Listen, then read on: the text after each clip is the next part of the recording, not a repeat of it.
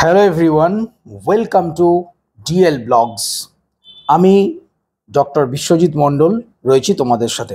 আজকে খুব গুরুত্বপূর্ণ একটা ইনফরমেশন তোমাদের সাথে শেয়ার করি। সেটা হলো এই প্রচণ্ড গরমে তোমরা দেখতেই পাচ্ছ যে গরমের যে তাপমাত্রা দিন দিন বাড়ছে এবং তার সঙ্গে কিন্তু তাপপ্রবাহ শুরু হয়েছে। তো এই প্রচণ্ড গরমের হাত থেকে নিজেদের কিভাবে সুস্থ রাখবে, কেননা দেখো বাইরে আমাদের প্রত্যেককেই বিভিন্ন প্রয়োজনীয় কাজে বেরোতে হয়। এমন নয় যে আমরা সারাদিন বাড়িতে বসে থাকবো, সেটাও সম্ভব নয়।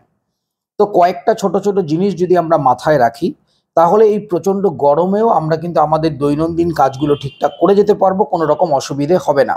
তো ভিডিওটা শেষ অবধি অবশ্যই দেখো, প্রয়োজনীয় কিছু টিপস তোমরা পাবে, যেটা দিয়ে তোমরা কিন্তু এই গরমের সাথে যে মোকাবিলা সেটা করতে পারবে। প্রচণ্ড গরমে আমরা যখন বাইরে বেরোই, দেখবে আমাদের শরীর থেকে প্রচুর ঘাম বেরোয় এবং সেই ঘামের সাথে আমাদের শরীরের যে সল্ট সেগুলো বেরিয়ে যায়। তার ফলে শরীরের যে সোডিয়াম পটাশিয়াম যে ব্যালেন্স, সেই ব্যালেন্সটা কিছুটা ক্ষতিগ্রস্ত হয় এবং যার ফলে মাথা ঘোরে বা বিভিন্ন শারীরিক প্রবলেম দেখা দেয়। তো প্রথমেই এই প্রচণ্ড গরম থেকে বাঁচতে আমরা কি করব। 1 নম্বর পয়েন্ট, প্রচণ্ড গরমের থেকে বাঁচতে আমরা খুব সুতির অথবা খুব হালকা পোশাক পরব। খুব ভারী পোশাক বা খুব জবরজঙ্গল পোশাক আমরা পরব না। 2 নম্বর, আমরা যখন বাইরে বেরোবো অবশ্যই টুপি, সানগ্লাস এবং ছাতা নিয়ে বেরোবো, যাতে করে ডাইরেক্ট যে সানলাইট বা আমাদের গায়ে না পড়তে পারে এবং চশমা বা সানগ্লাস পরলে আমাদের চোখেরও যে ডাইরেক্ট হিটটা সেটা লাগবে না। 3 নম্বর হলো, আমরা যখন রাস্তায় ঘোরাঘুরি করব তখন আমরা হঠাৎ করে ধরো কোল্ড ড্রিঙ্কস বা ঠান্ডা শরবত প্রচণ্ড গরমের মধ্যে হঠাৎ করে আমরা খেয়ে নিলাম, এগুলো কিন্তু এড়িয়ে চলতে হবে। মনে রাখবে, কোল্ড ড্রিঙ্কস বা ঠান্ডা যে পানীয়, সেটা কিন্তু শরীরে জলের পরিমাণ আরও কমিয়ে দেয়, মানে ডিহাইড্রেশন আরও বাড়িয়ে দেয়। সুতরাং আমাদের কিছুক্ষণের জন্য মনে হতে পারে যে খুব আরাম লাগছে, কিন্তু বাস্তবে ক্ষতি হয়ে যায়। সেই জন্য আমাদের যেটা করতে হবে, বাড়ি থেকে আমরা যখন বেরোবো জলের সাথে আমরা অল্প ওআরএস আমরা গুলে নিয়ে বেরোবো এবং মাঝে মাঝে আমরা সেটা খাবো। একবারে বেশি নয়, ওআরএস কিন্তু একবারে ঢকঢক করে বেশি খাওয়ার প্রয়োজন নেই, অল্প অল্প করে আমরা কিন্তু ওআরএস খাবো। ওআরএস যদি সমস্যা থাকে তাহলে হালকা নুন চিনির জল আমরা করে নিতে পারি, এগুলোতে ক্ষেত্রে আমাদের সুবিধা হবে। এছাড়াও আমরা যখন বাইরে বেরোবো অবশ্যই সানস্ক্রিন ইউজ করব। মনে রাখতে হবে একটা জিনিস, 10টা থেকে 2টো এই টাইমটাই কিন্তু যে হিট ওয়েভ বা তাপপ্রবাহের পরিমাণটা বাড়ে, সেই টাইমটুকু আমরা সবসময় চেষ্টা করব যেন বাইরে না বেরোতে হয়।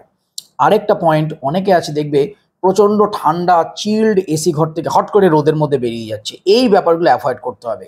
ঠান্ডা ঘর থেকে আমরা যদি বেরোই তাহলে আমরা একটা যেখানে ছায়া আছে সেই রকম জায়গায় 1-2 মিনিট ওয়েট করে টেম্পারেচারটা কিছুটা নর্মাল করে তারপর আমরা কিন্তু বেরোবো।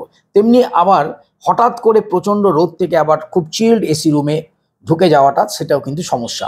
তো গেল কী করতে পারি এবং আমরা খাওয়া দাওয়া কী করবো এই নিয়ে আলোচনা করি। খাওয়া দাওয়ার বলতে গরমকালে আমরা কিন্তু খুব তেল মশলা বা হেভি ফুড আমরা খাবো না, খুব হালকার মধ্যে ঘরোয়া আমরা খাবো। খুব পাতলা, ধরো পাতলা মাছের ঝোল, ডাল ইত্যাদি জিনিস আমরা খাবো। আরেকটা জিনিস খুব ভালো, সেটা হচ্ছে যদি ডাবের জল খাওয়া যায়, যদি আখের রস খাওয়া যায়, চিড়ে বা মুড়ি ভেজানো জল খাওয়া যায়, এগুলো কিন্তু খুব ভালো গরমের ক্ষেত্রে আমাদের শরীরকে সুস্থ রাখতে বা সতেজ রাখতে সাহায্য করে। ফলের মধ্যে আমরা শসা, তরমুজ খেতে পারি, আমরা সুইট কর্ন খেতে, টক দই খাওয়া যেতে পারে, ঘোল খাওয়া যেতে পারে। যে সমস্ত খাবারগুলো শরীরকে ঠান্ডা রাখে সেই সমস্ত খাবার কিন্তু আমাদের অবশ্যই খেতে হবে।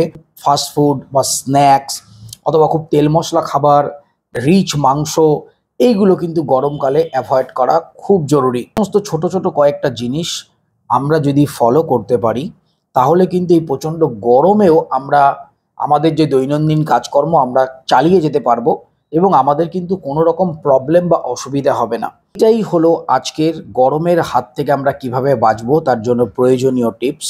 এই টাইপের আরও টিপস বা মেডিকেল বা ডেন্টাল হেলথ রিলেটেড ভিডিও পাওয়ার জন্য চ্যানেলটা অবশ্যই সাবস্ক্রাইব করো, নোটিফিকেশনটা অন রেখো, যাতে ভিডিও দেওয়া মাত্র তোমরা ব্যাপারটা জানতে পারো এবং তোমাদের প্রয়োজনীয় যে হেলদি যে টিপস এটা তোমরা পেয়ে তোমাদের শরীরকে আরও ভালো এবং সুস্থ রাখতে পারো।